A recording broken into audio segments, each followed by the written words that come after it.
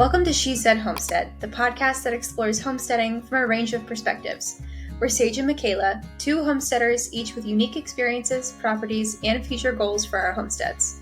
We're discussing various homesteading topics, sharing our personal experiences as women working full-time who are managing homesteads as well, and shining a light on the stories of other inspiring homesteaders. Before we dive in, be sure to hit that subscribe button so you never miss an episode. And if you enjoy our podcast, please consider leaving a review. It really helps us grow and share these homesteading stories with even more people. Hey there guys, welcome back to the podcast. My name is Mickayla from Calico Cow Acres. And my name is Sage from Terra Nova Acres. And we both have homesteads in Western North Carolina. Today we are talking about what it really takes to be a homesteader. But before we get into that, what did you do this week, Sage? I feel like I did a little bit of everything this week. The big thing that I got done was I sheared the sheep. So that was something that I've never done before that was kind of hanging over my head. I was nervous to try to tackle it because I just was not sure how on earth it was going to go. And it took forever. It took me at least an hour per sheep, but I got it done. They more or less cooperated with me, and it's not the prettiest haircut in the world, but it took the very heavy, very hot wool off of them, and they can now enjoy spring with less of a burden. So I feel good about it, and I think they feel good about it too. Did you do it by yourself, or did you have Chrissy come help you? I did do it by myself. So I have halters for sheep, and basically I got them into a halter, and then I attached it to the run and shed, which is a whole big building. Like, that's not going anywhere. And tried to show them, I was like, look, this is the pair of shears. It basically looks like what you would use to, like, buzz your hair, right? But it's made for small scale sheep or dogs and stuff like that. I was like, I'm going to touch you with this, and it's going to be weird. It's going to be weird for both of us, but we're going to get through it. And I hope you trust me. For the most part, they were fine once we got into the groove of it, except for they did not like me touching their belly. So basically, like, under their chest, under their belly, and right by their butt, they were like, what are you doing, lady? I do not want you there. So that was fun. This sounds like me trying to shave one of my cats because they do not like their bellies or their butt cheeks touched. I mean, fair. Yeah, like I wouldn't want somebody trying to shave my belly or my butt cheeks either. Can't really blame them. Like, at least she tried to prepare them, I guess. But, you know. I mean, they don't speak English. I don't really know if it did anything for them. It's just mental preparation for you, mostly. I'm glad it went well. Honestly. Me too, because that would have been a nightmare to have, like, a half-shorn sheep just roaming around. That would be not good. Like a poodle haircut style sheep. If that would probably be generous. That would probably be the good end of the spectrum. Be reverse mohawk, more like. Athena is getting big. She went to the vet this week for another round of shots, her, puppy shots. And she's chewing on very specific weird things and breaking very specific weird things. So, like, my shoes are fine. My furniture's fine, but she will chew on the screens. So I live in the South. Screen doors are important. Then there's one on the side door, and then there's one on the front door. She's ripped up the screen on the front door, and she has, like, totally ripped off the screen on my side door. And then there's also a dog door over there, which has, I don't know, stuff on the side so that it locks in and there's not air getting in or out. There's not bugs getting in or out. She chewed on the side of that, ripped that up, and it's just having a puppy. I was not planning on having a puppy in my house. I was planning for her to be a livestock guardian dog, more like, and she has vetoed that idea for the time being. She really wants to be next to Copper and really wants to be next to me pretty much all the time. So redirecting and getting into puppy mom mode. Little harder than I thought. It's been a while since I've had a puppy in the house, so I'm like, oh yeah, right, I can't trust you with anything, right? Yeah, got it. Okay. Including by yourself. She's been getting into my tulips, which just started blooming, and she decided that that's where she wants to lay down, and so she ends up crushing, like, all of them to get in there and out of there, and it's just like, really? You have a whole yard. You have a whole yard to do whatever you want in. And you choose my very expensive flowers. Okay, cool. I love that. Ricky does the same thing. When you take her to the vet, does she get weighed like every time? I'm curious. She do you know how much her weight changed? Yeah, the first time I took her, she was 11 weeks. This was 14 weeks. When I took her the first time, she was about 20 pounds, and this time she was a little bit over 30, which I'm surprised. She feels heavier than that. I thought she was going to be more like 40. Oh my goodness. She's growing. She's getting so big. I know. That's she's going to get so much heavier than that, too. That's a lot. She's going to weigh more than me when she's full grown. How much is she supposed to weigh? Like, do you have an estimate? Yeah, I mean, about 150 is what a full-grown Great Pyrenees female will weigh, more or less. Well, hopefully you'll be able to get her out of your house and into her cheap home soon. That's the plan, but I'm not getting too emotionally attached to that plan because that might not happen. She might be a house dog. You need a bigger house.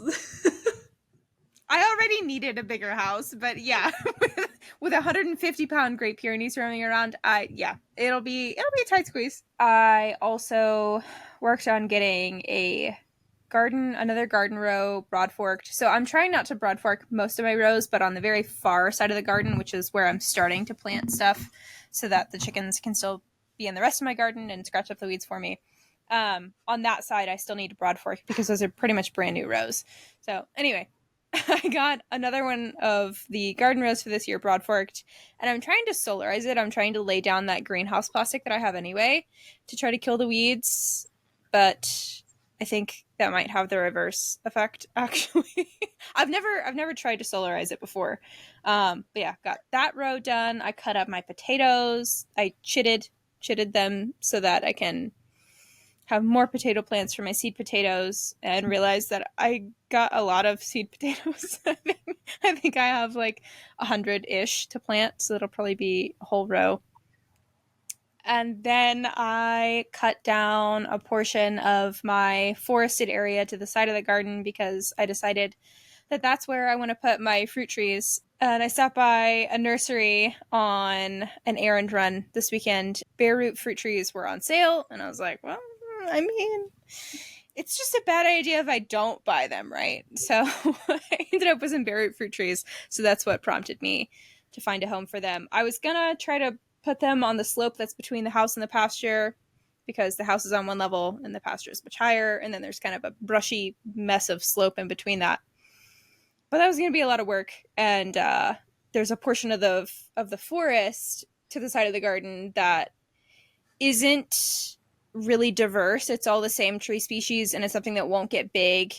It's just they're kind of weeds. They're the weeds of the tree world.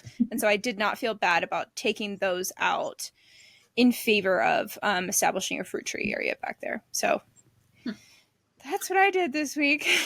It's a lot. What fruit trees did you get?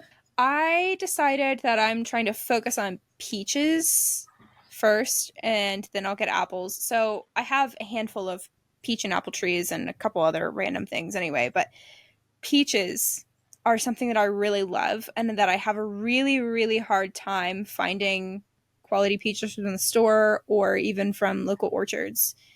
It's something that I'm really picky about. I grew up in Georgia, and I grew up eating really good peaches. So that is what I want to throw my money and time at first in terms of fruit trees and things. So I think I have like 8 peach trees now. Dang. That's pretty good. I mean, they're very small. It's going to be a while still. But yeah, I started with 2 peach trees, and I don't think either one of them are going to make it. But that's okay. I learned from it. You'd either not have peaches because you didn't plant them, or you not have peaches because they died. You were busy this week. Jeez. I know. It's a lot. Welcome to spring. Right? Yeah. I'm trying not to burn myself out too fast, because I know that spring on a homestead is a marathon, and this is the warm up.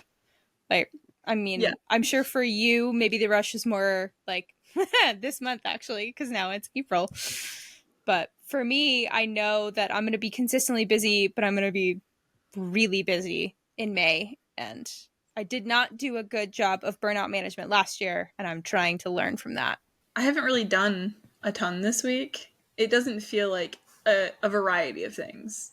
I've done mulching and more mulching and more mulching. And then even more mulching. Yeah, literally. Like Friday. So Taylor had Friday off for Easter. The company gave him that day off. So we spent that entire day taking the dump cart to the mulch piles and back and laying cardboard down and dumping the mulch and whatnot. I filmed almost all of our trips, and I think there's over 30 videos, and like there are multiple trips in each video. We mulched our entire garden. So like all of the pathways we did like this thick with mulch. And it's like a lot of space. It's a small garden. So I'm very tired from that. I got very sunburnt. And then we did that Friday and Saturday. And then Sunday, I was like, all right, I'm not going to mulch today. And then Taylor was like, okay, I'm going to mow. And he's like, you know, doing some other stuff. And then I ended up mulching by myself. I was like, I got to mulch the cottage garden because I wanted to film a garden tour. And I was like, I want the cottage garden to look really pretty. And I had, they had like 3 for $10 herb plants at the store. So we picked up some mint chives because I can't freaking grow chives. I got, what else? I got sage, thyme. I meant to get lemon thyme, but I got 2 English thyme, just a bunch of herbs. And I got those all planted and mulched in the cottage garden. I got some plants that we planted last year, or that we got last year, and they've been in pots. So like a butterfly bush and some lilac plants that we got last year. I got those in the ground finally. I finally got our horseradish in the ground. Our strawberry mint last year that I got from the Farm Where You Live festival is finally coming back. And I thought I had killed it, so I'm very excited because that was like the only reason I was going to force myself to go to that this year. Not saying I don't want to go to it. I just don't really have the energy to go to it right now and socialize. I was like, my weekends are like very, very necessary to like stay home and work right now. So that's coming back and I'm very excited about that. And yeah, we've just been I feel like I've been spring cleaning. I've been trying to get the house put together because my work hours are about to increase significantly in the next couple weeks. So I'm trying to get my shit together. So I have some form of sanity going into the rest of the year because right now, the way things are happening is just absolute chaos. So basically, I've just been trying to get everything done in a small amount of time. Story of our lives, right? Yeah. But I did make myself sit down for like a half hour before we started recording tonight and just like rest because I have not done that.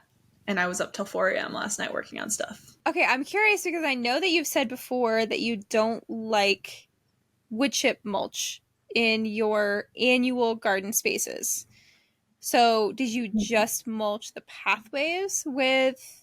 I saw pictures of your garden and I still don't even know because it looked beautiful after you did all that mulching, but I didn't look closely. I wasn't like, oh, what kind of mulch is where? So did you put the wood chip mulch everywhere or is it just in the pathways and just in the perennial growing spaces?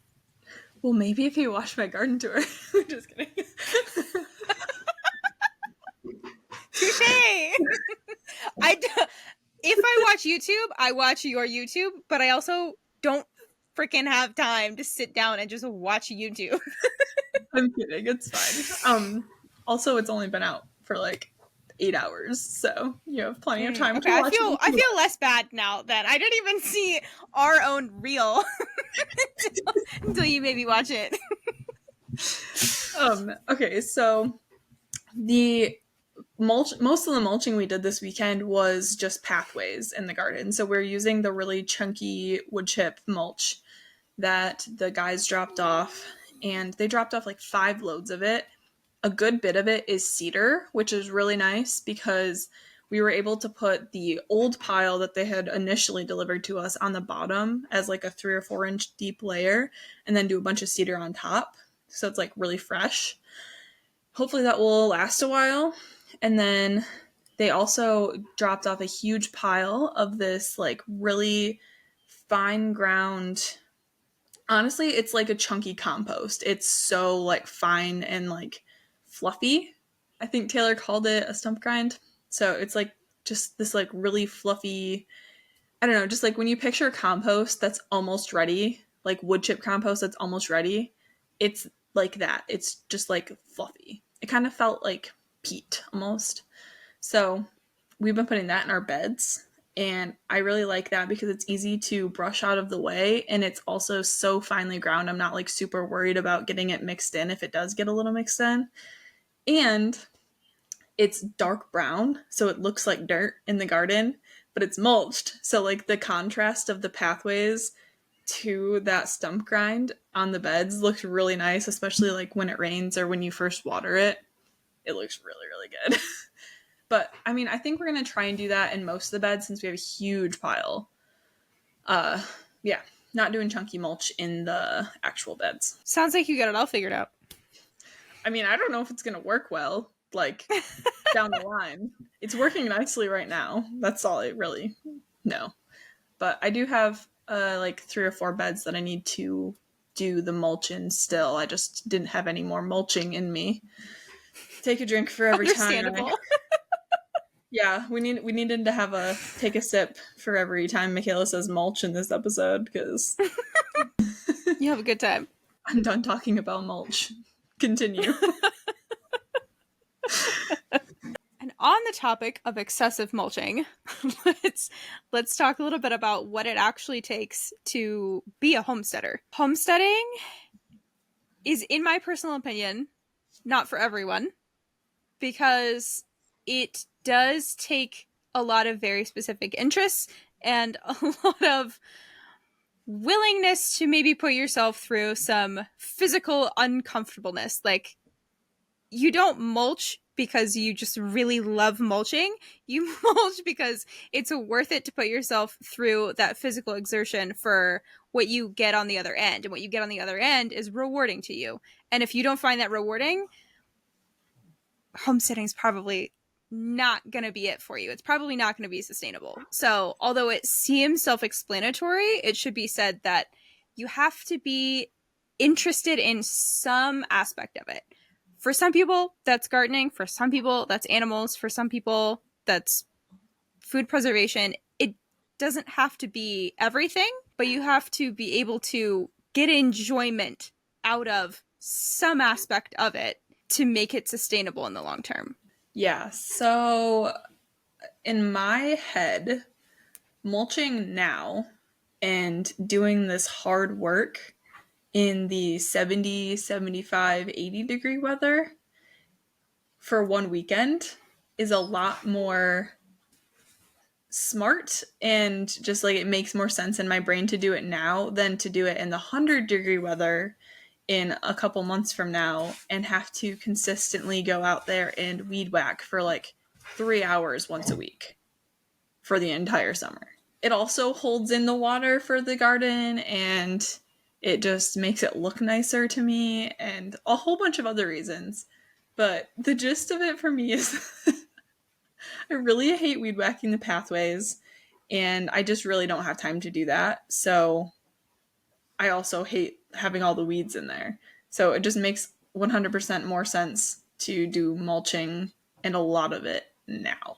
Right. And I don't want to speak for you, but I would imagine that physical labor is worth it to you, because when you're able to rake in whatever food you're able to rake in from your garden and put that on a shelf and preserve it, and be able to know where your food came from seed to garden to harvest to meal, is incredibly important. And that's something that at the end of the day is worth the mulching, whether it's in 75-degree weather or 100-degree weather. I mean, yeah, like there's a lot of different reasons that people get into even just gardening, not even fully homesteading. But for me, something that I really, really love is that when we have family that comes and visits us or friends that come visit from Michigan and stuff, I love just putting a bunch of jars on the counter and being like, take however many you want home. They're all homegrown or like home canned stuff, like stuff I made. And then we have family that's planning to come down for like Thanksgiving this year. And I'm like, I want to make food for these people and like have it be food that we grew. I think that's just the coolest thing. I don't know, maybe that's my love language, but it's a very specific one if it is. For me personally, I don't know what the right word is to put to this, but I am inordinately invested in my food. Being able to cook is a creative outlet for me. I do enjoy baking a lot more, but I don't like to eat cake and bread all day. So that gets redirected to cooking as well, because it's obviously more versatile and healthier. But to be able to have that creative outlet in itself is incredibly satisfying for me. And I also just enjoy taking care of things. Can I take that to a level where I stress myself out? Yes, absolutely. But I think it's really fun to have animals around. I think it's really fun to have a garden. That's part of why I have 3 house pets. That's not normal. That's arguably verging on too much. But it's also, why I enjoy having a flock of chickens. It's why I enjoy planning out and planting a almost 1/4 acre garden. I enjoy the process of taking care of things. I enjoy the process of watching those things grow and seeing how the energy that I put into it, what it turns it into, whether it's a plant or an animal or whatever. I have the same sort of, I like to toe the line of this potentially is too much for me to handle. I enjoy taking care of all these critters and creatures and plants and all of the living things.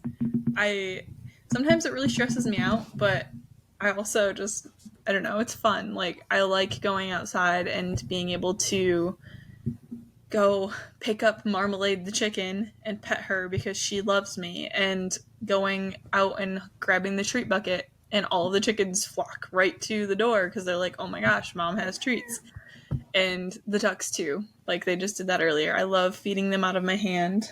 Although I don't like getting attacked by roosters and dealing with all the stresses that come with, not having your system set up yet. Things get more streamlined, like, as you learn how to manage and, like, what your specific animals need and prefer and whatnot.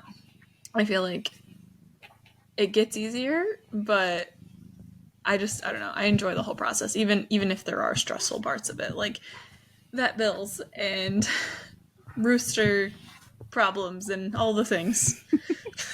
When you're talking about a homesteading scale versus, maybe having pets or having a small garden, it kicks it up a notch. Like, the amount of time and effort and money that these things take to maintain is more. I mean, I've done it on both scales, and I loved it so much that I took it to this level. You do have to have some degree of willingness, and I would say maybe appreciation for the physical labor aspect of it, because these things take your investment of your energy.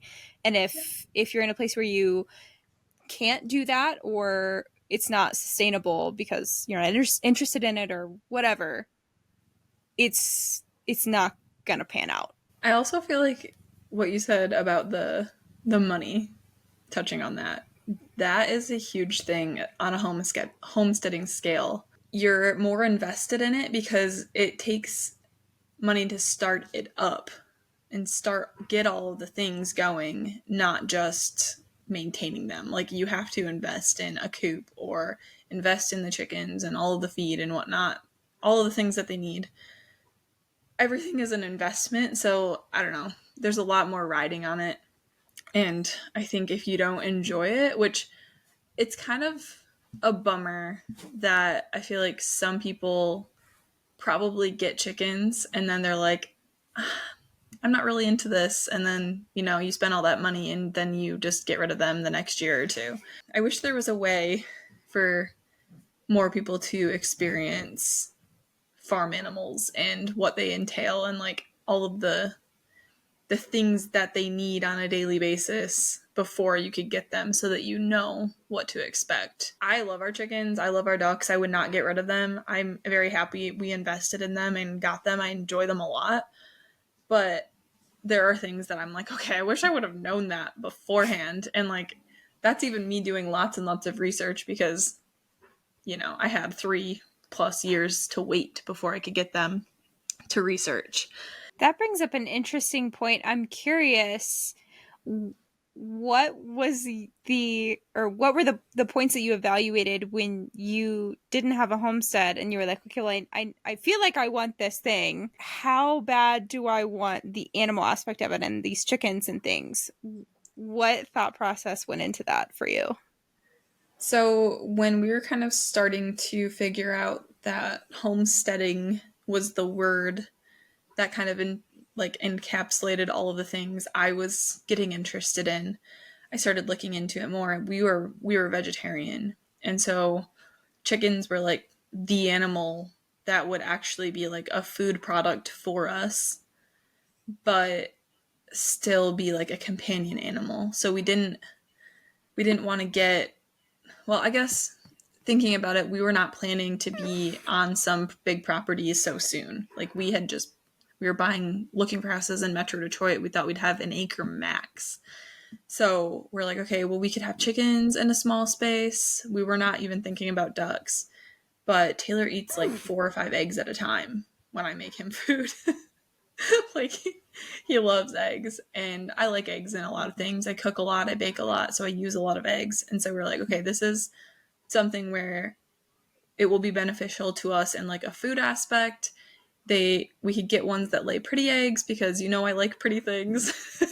We can enjoy them as just like pets too because they're really cool animals. They're just like fun to observe.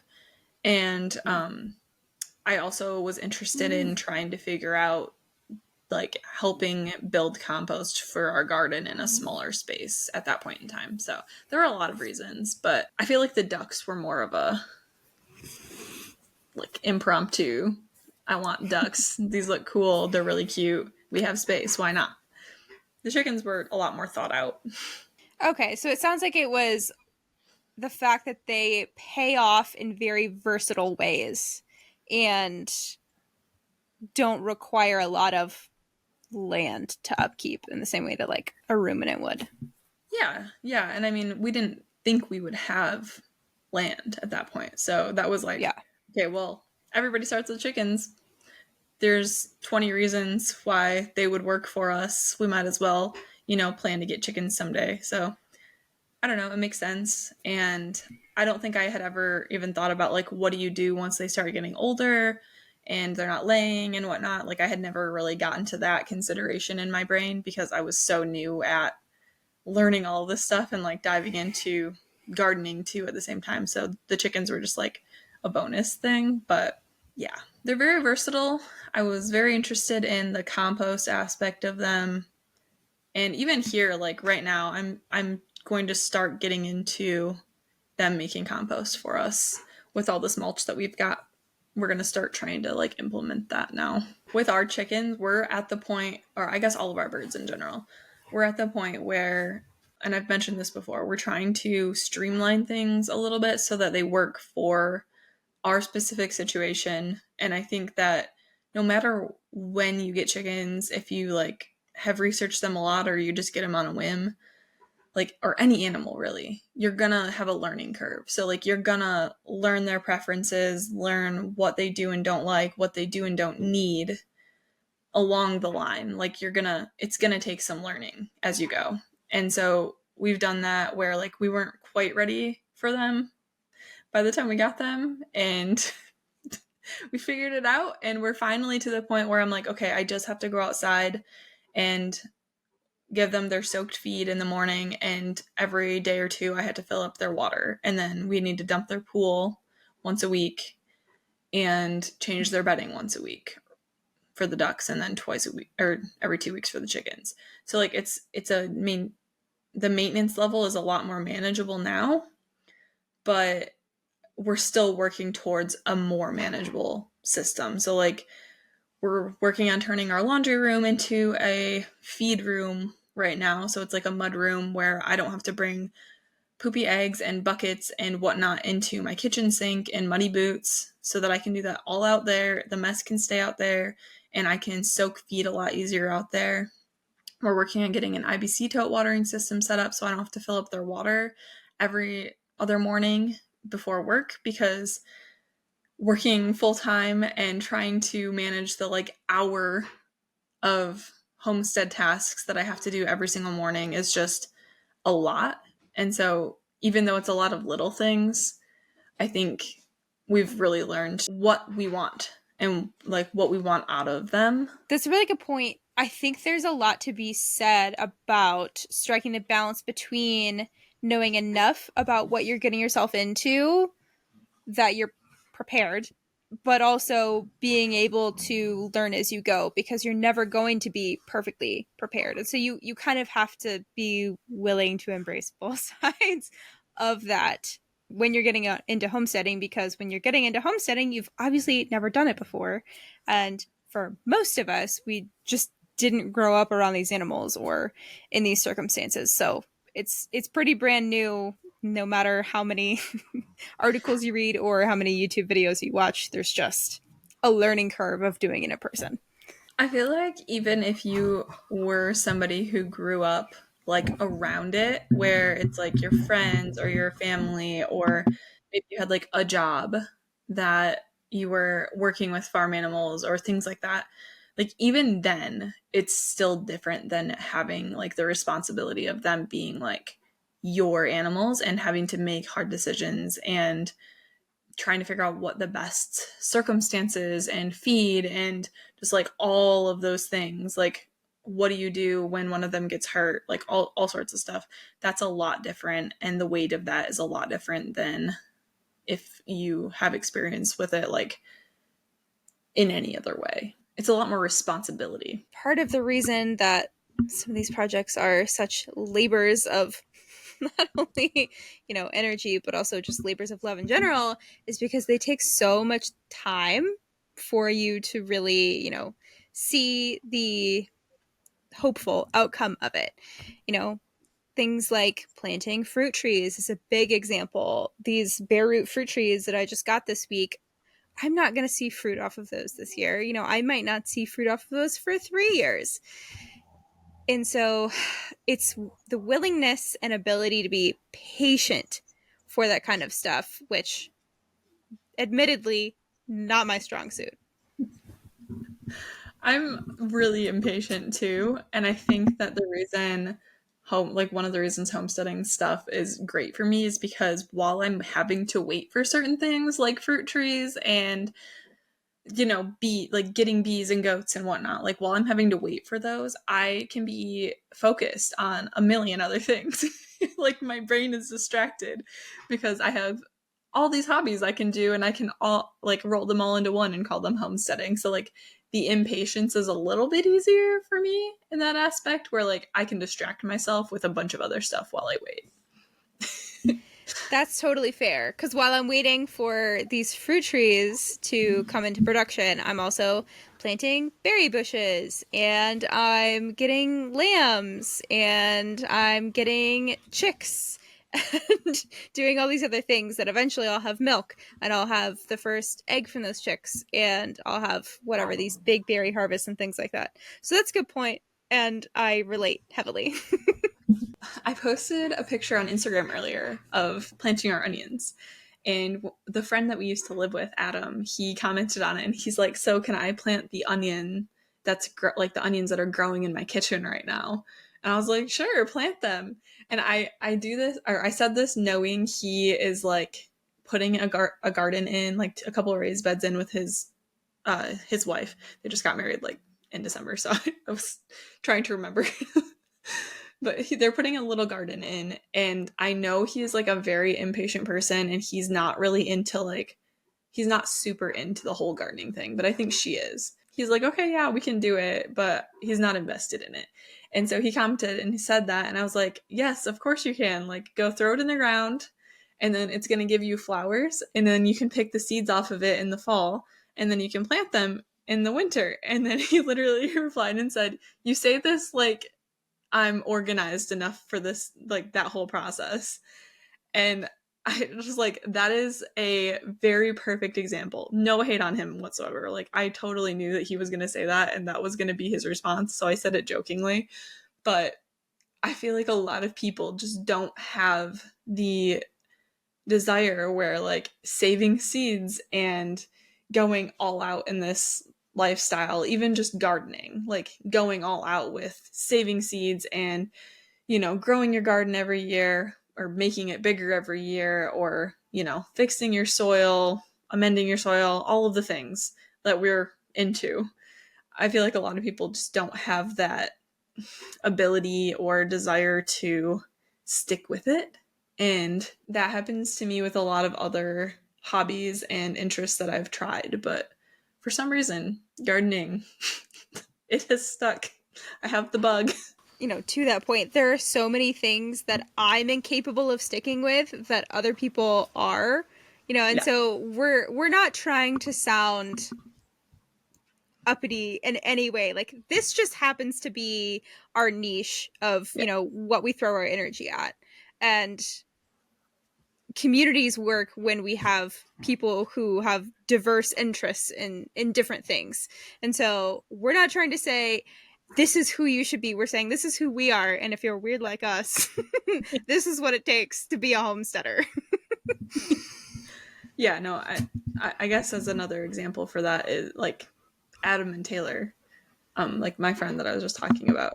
They could list off and tell you 1,000,002 things about cars that I honestly would just tune out, because I can't like, my brain is not interested enough in that to focus on a whole conversation about that, let alone like working on them and being like invested in just the whole like car world. So people got their things. Ours is homesteading.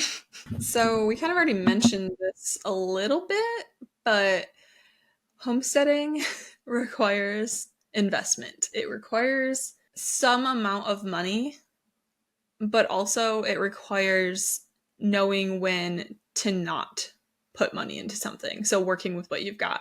There's a saying that everybody in the homesteading world uses, and it's use it up, wear it out, make do or do without, I think is how it goes. And that's just like the slogan. And it's just about like using what you've got or just going without. So you have to have a lot of creativity. You need to be able to problem solve. And sometimes you have to do that without being able to like run to the store and get something to solve your problem. That's just like how it is, whether something's not in stock that you need or you don't have the money to buy it. That happens a lot, primarily when you're caring for animals and plants and whatnot. Like, you know, if you don't have frost fabric, you might have to go toss bed sheets on your garden, like that sort of thing.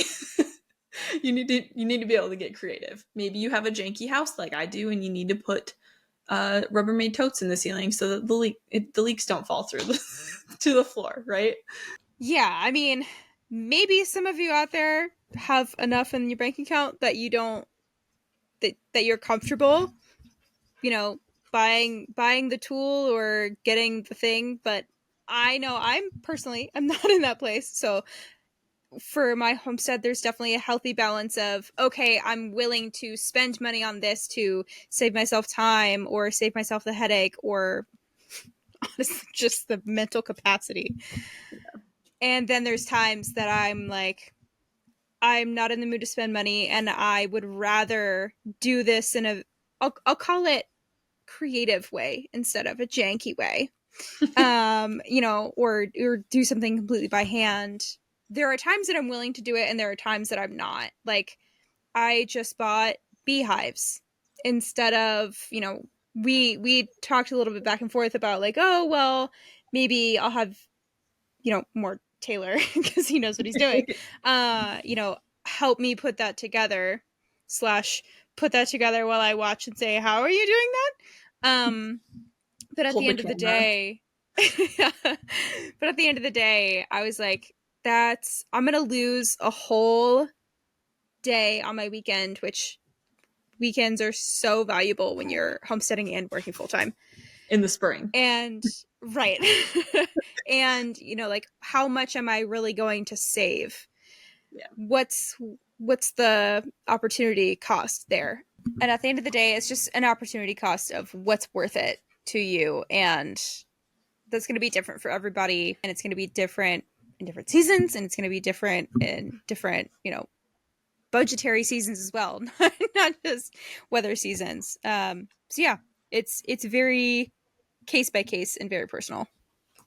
All right. I feel like we should give an example. You invested in the beehives to save you time and mental capacity. What's something, a specific example of something that you have done in a creative way? Yeah, so I guess that brings up, you can do it in a creative way, or you can let time take care of it. For some of these, time will solve that issue. So for one that's time, I didn't buy truckloads and truckloads of compost when I started my garden. I've said it before, I'll say it again. My garden is in the worst soil on my entire property. And I decided, you know what, I'd rather slow play this and take the years that it's going to take for that soil to really be healthy. And I will just suck it up and have some not so healthy plants and not so great harvest the first couple years. And I mean, the difference that I've seen between the first season and the second season is so much more than I expected. I can only imagine what the third is going to be, just because I wasn't willing to, or honestly capable of, shelling out the money that it was going to cost to buy enough compost to get that soil to the place that I wanted it to be. My example is kind of the opposite of yours. My splurge example, thing I invested in was 10 yards of compost, the week we moved here, because I knew with that solid clay that there was no way I was going to be able to convert and plant in that space the first year we were here. And I really, really, really wanted to. So that played into the impatience that I had played into that. But also I knew it would just be so beneficial for me to do that. So I got a huge load of compost, and we still have some of it. So it's still serving us a year and a half later. I rationed it last year. This year I'm being a little bit more liberal with it because we have the chickens to make compost and stuff for us now. So that's something I kind of invested in immediately. What I didn't invest in immediately is anything to haul it with. So I didn't have a wheelbarrow, I didn't have a wagon or a dump cart or a tractor or anything like that. And we were not going to invest in those because in Michigan, in all of our things that were stored in a storage area at my friend's house, we had a wheelbarrow, we had shovels, we had rakes, we had things that would be useful for that, but they were just 12 hours away. And so I didn't want to spend the money on it to have double those things, So I just got a Rubbermaid tote. Rubbermaid totes are useful for everything around here. So we bought a shovel because I obviously needed one of those. That was $15. And then I just literally loaded up a Rubbermaid tote with compost to put it on my garden. And that was so frustrating and so much work, and it hurt my back a lot, but it did the trick. So that's my creative solution. Wouldn't recommend it, but it worked. That reminded me of a creative solution that I had to take advantage of last year. So basically, I had the money to either buy sheep or a larger lawnmower, and I opted for sheep. which meant that while they were lambs, while I was still bottle feeding them, I needed some way to cut the pasture, which is almost an acre of space. And also there were lots of buttercups sprouting, which are poisonous. And I was trying to make sure that as few of those flower heads went to seed as possible so that I wasn't dealing with just this snowball issue. And so I got, and still have, and still use, one of those completely manual lawnmowers that's just the blades that spin on that cylinder, and it's just human powered. Like there's no there's no on switch to that. It's just you pushing it. And I mowed my entire pasture with that. And I don't know if you've ever used one of those before, but Yes. if you hit the smallest rock, if you hit the smallest stick, like it stops and you have to unwedge it and then you have to move that stick so you don't hit it again and keep going. And it took me 2 or 3 days to mow that entire area with how often I had to stop and just the fact that it's a hill.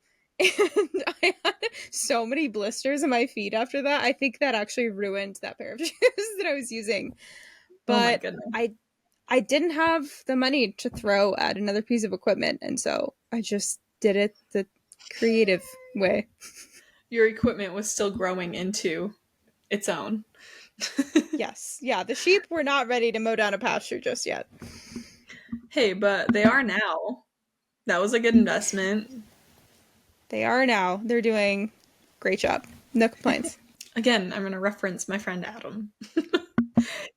We've been talking a lot this week. He just sent me pictures that he used our little raised bed plans to make those raised beds that I was talking about. But they were like, well, why don't we try and do it for free? And so they found a pallet and they adapted our plans and they made it out of pallet wood that they got for free. So I think that's a really cool, creative way to do things. Just like taking something that it's already like, even if it's something that doesn't cost a lot of money, like our raised beds, it was 2 of them for like $100. That's not a ton of money to invest in the grand scheme of things, but even taking something that's not expensive and being like, okay, how can I think of a creative way to do this even cheaper is definitely beneficial. It could help you save money and put it towards other things that do cost more. Something about homesteading is that kind of no matter how you slice it, it means spending a lot of time outside, and it means being willing to get your hands in the dirt, get really sweaty, just get dirty in general. There's really not a way that I can think of to avoid that. And so if that's a deal breaker for you, you're probably not going to have fun. Unless you have like a whole family of people who like getting dirty and doing the outside work for you. That's literally like the only way I can think of being able to avoid that. And even then, I'm like, if I had Taylor doing everything outside and I didn't touch the outside, I would be in here just making a freaking mess in the kitchen like I usually am. Like, I'd still be getting just like covered in flour and sauce and just all of the things like I do. I'm just a hot mess. Maybe that's me. You're so right about that. Because I homestead alone, sometimes I forget that people have like partners and families where you can own a role and then the other person, can own the other role. So that's a good point. It's not that you have to be willing to go outside and get sweaty and dirty and muddy and whatever else, but someone in that communal unit has to be willing to do it. So if it's not your thing, you got to convince the other person for it to be their thing. If you are someone who has a partner or a family or whatever, in order to like meet the criteria, the criteria we've come up with to be a homesteader, I guess, they need to kind of be on board. I feel like it's really hard to, I don't want to say do it alone. I feel like you can do it alone. Obviously, Sage, you're doing it like on your own. But I feel like if you were trying to do everything you're doing and you had a whole family or even just a partner who was like not into it whatsoever, they were like, I'm not touching this, I feel like that would be even harder because you're like, okay, how can you be invested in that life without having the support of the people who are like with you on a daily basis? And I think Chrissy kind of mentioned that too in her episode. She was saying like if she ever had a future partner who wasn't into it whatsoever, she could live without it. Like that's more important to her. I don't know. I don't like like if Taylor wasn't into it, I'd be like, I don't know. So I have actually lived versions of all three of those things. I started this initially with a partner who at the time was into it, and then his interest kind of evolved once he got into it and was like, maybe not my thing. And I was like, okay, you take a step back, I'm going to own it. And then now it's just me. It is, speaking from my personal experience, it is hardest to do it with a partner who is not interested in it because it takes a strain on your relationship. Like there's a reason we're not together anymore, and it's more complicated than just homesteading. Yeah, it becomes complicated when you want to do it on this scale. Now, if you want to have a garden and your partner isn't into gardening, like probably not that big of a deal.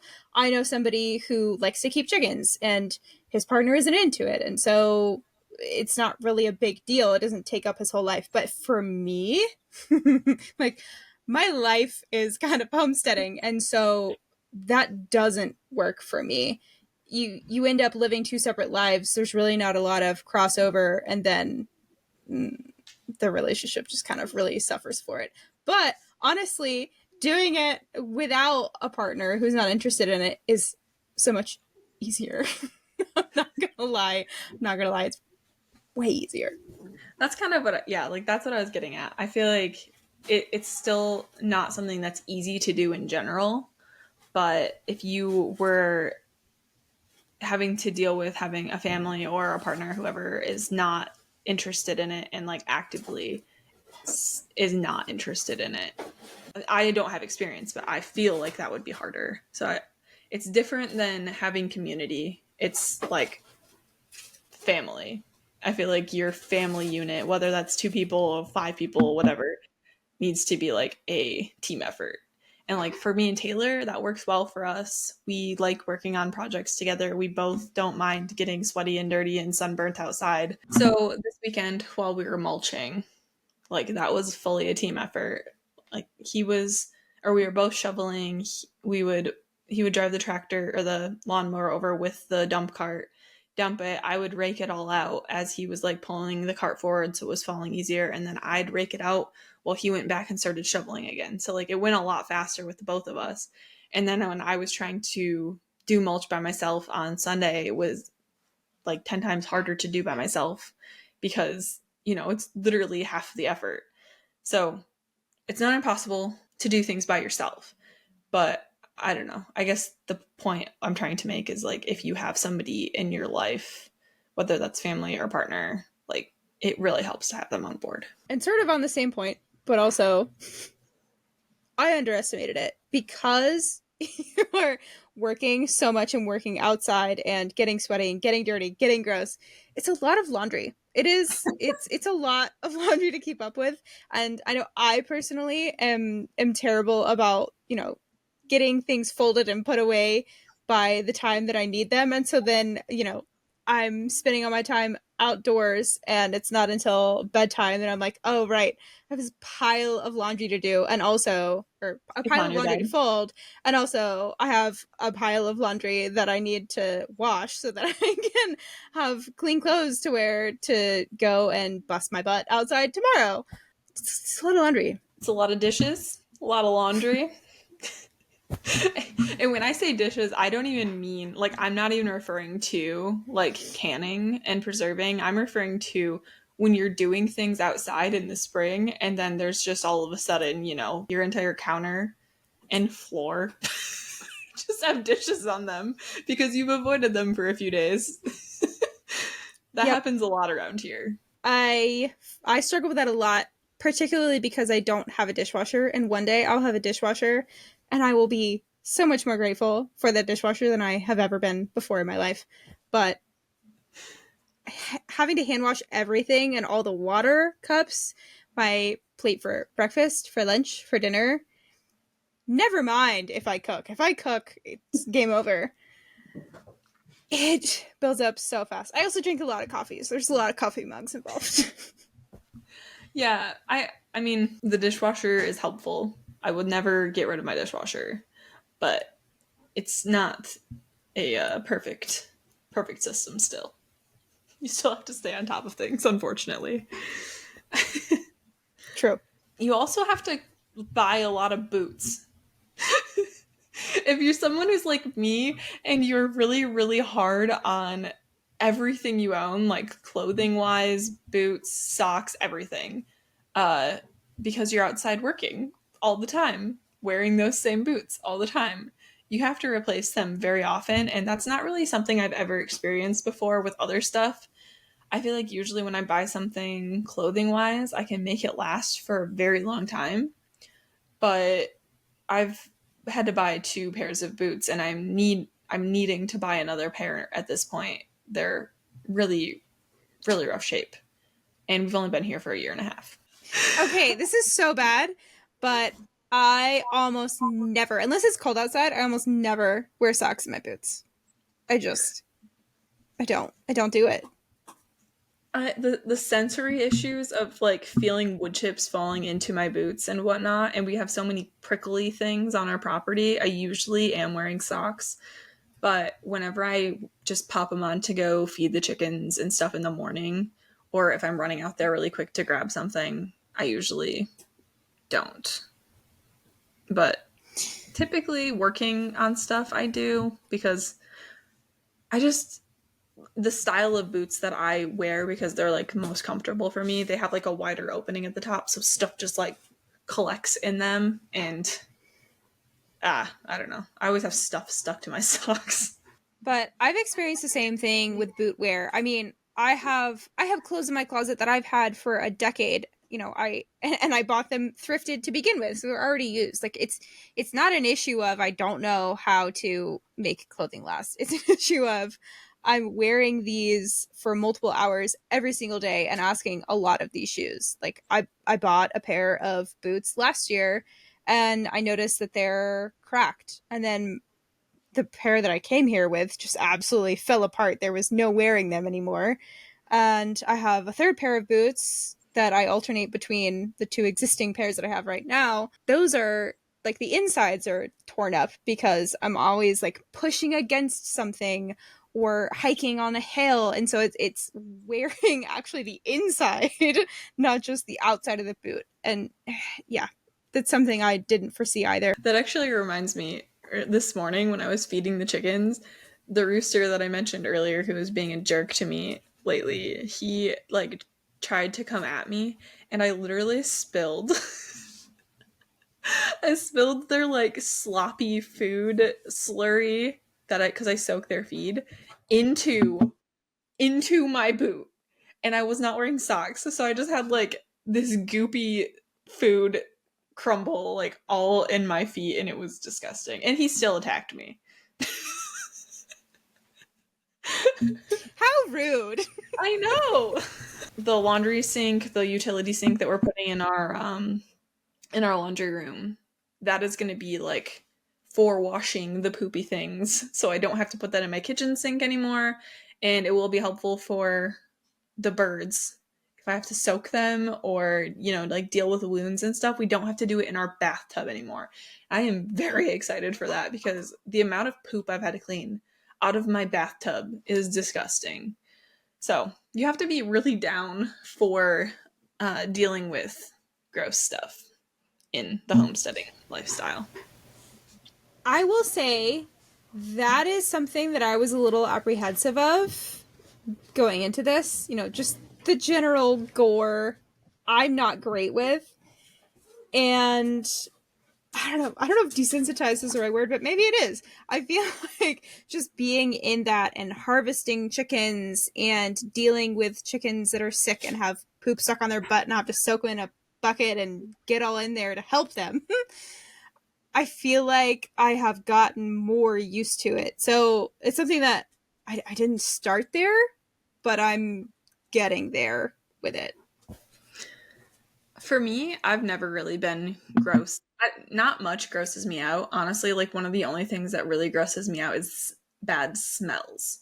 When I say that, I mean like if dishes have sat in the sink for too long and they stink, that smell gets me. But like dealing with gross stuff or like bloody stuff, gory stuff doesn't bother me whatsoever. So I don't know. Maybe I was just primed for this.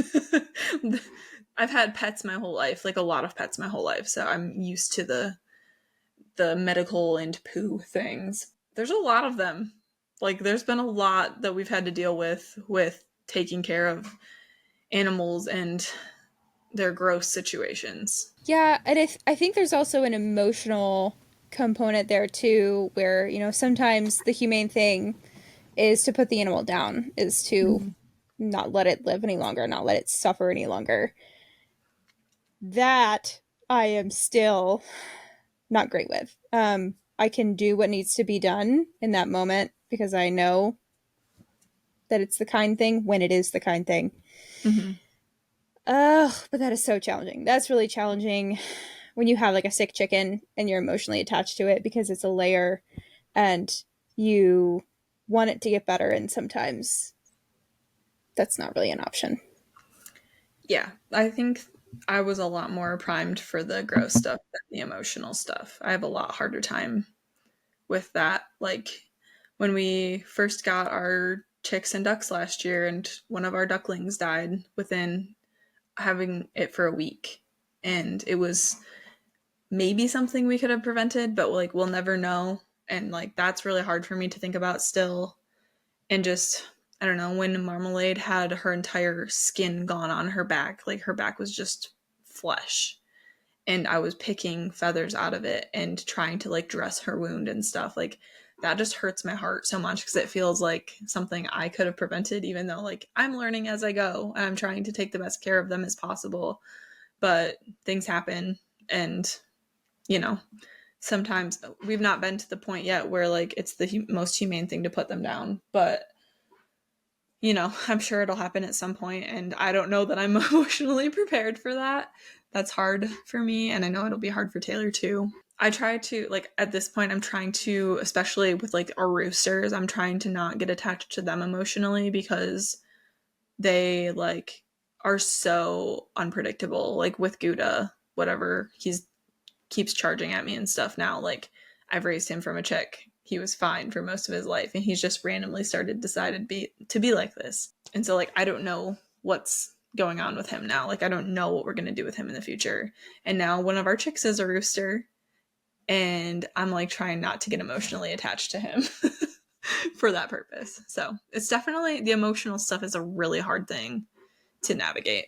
Something else to consider is whether you can commit yourself to maintaining a certain level of consistency with these things. I am never going to tell anybody that they need to be at 100% all the time because it's laughable. I don't know what that's like. But, you know, chickens need to be fed every day. I have lambs that need a bottle. At this point, twice a day consistently, but it used to be 3 times a day or more. And that can be really draining, especially in seasons like spring where it feels like everything needs to be done right now all at once. Everything needs your attention. And especially if you have animals that are in a system where they need to be moved.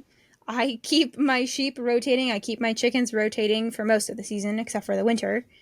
And that's a commitment. That's a time commitment that there's no other option but for me to keep up with. I think that's part of the reason we have not gotten goats yet or any other animals, because I know, like, I have really learned to recognize my limits on not only time, like we have a lot going on in addition to homestead things, but just my mental capacity. And like if I had to take on an extra half hour of chores in the morning, I don't think I could I could not manage it at this point. So like I said before, where we're getting stuff streamlined, we're trying to get things in a good place with the birds so that by the time we do decide we're ready for goats, those tasks that we've like kind of worked our way through for almost the past year have really ironed themselves out. Like we have the birds on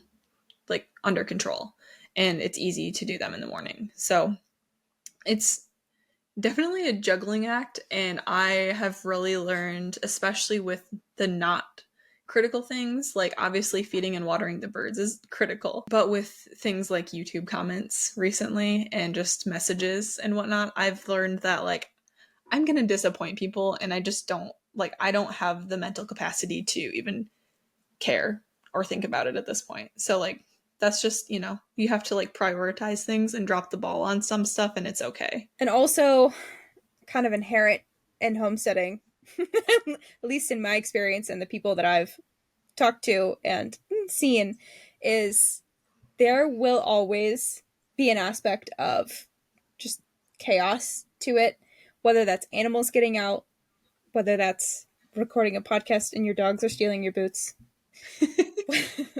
whether that is, you know, storms that come through and do damage to structures that you have. There's always going to be things that you cannot plan for, and you're gonna have to be able to redirect your energy to fix the most important thing. You were just talking about prioritizing tasks. I don't know anybody who homesteads who doesn't have a never-ending to-do list, even in winter. Even in winter, there are things that you're just not going to get to. And so being able to prioritize, being able to embrace the chaos, not let that just do you in, because sometimes it's really tempting to just say, you know what? Life, universe, you win. Like, it's too much.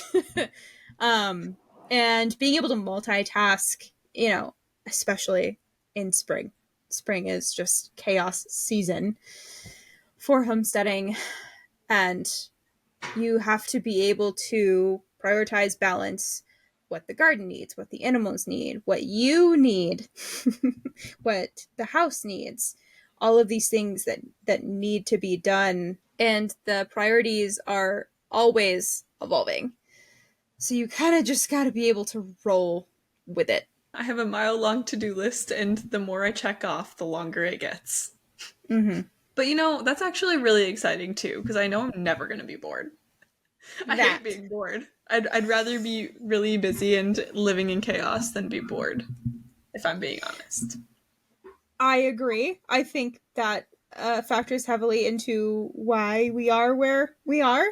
Mm-hmm. And yeah, that's a thought that I stumble upon sometimes when I'm sitting down and thinking, and I'm like, well, you know what? Like, I don't know the last time I was bored, and that genuinely does make me happy. Overwhelming at times, yes, but also I would rather hit periods of overwhelm than be in a pattern of life where I'm bored. That is like death to me. All right, well, I hope we didn't scare anybody away. I know that that kind of got a little intense, but in all honesty, we both really, really enjoy the homesteading lifestyle, and I think we've found a lot of value in it for so many different reasons for ourselves. If it's something you're interested in, or if there's any little part of it that you're interested in, it's worth researching a little bit and trying it out at the very least, because you never know until you try it. Right. At the end of the day, it's all about what's worth it to each of us. And even with this list, we both still think it's worth it. Thanks for joining us on this episode of She Said Homestead. We hope you enjoyed our chat.